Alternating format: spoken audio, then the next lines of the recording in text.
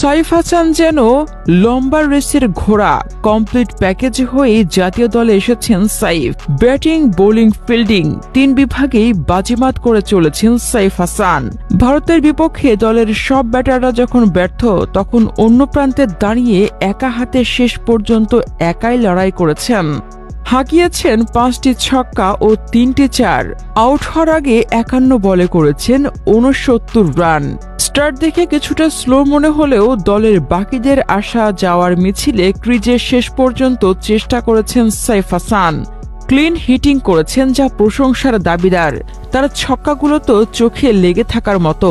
অন্যদিকে বোলিংয়ে যখন বাকিরা সবাই ওভারে 10 থেকে 15 রান করে দিচ্ছিল, ঠিক তখনই বোলিংয়ে এসে করেছেন ইকোনমিক্যাল বোলিং। কিপটে বোলিংয়ে 2 ওভারে মাত্র 7 রান খরচা করেছেন সাইফ হাসান।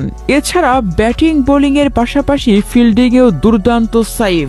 ভারতের বিপক্ষেও নিয়েছেন দুর্দান্ত একটি ক্যাচ। সব মিলিয়ে সাইফ হাসান দুর্দান্ত এক প্যাকেজ। বাংলাদেশ দলের ভবিষ্যৎ কাণ্ডারি।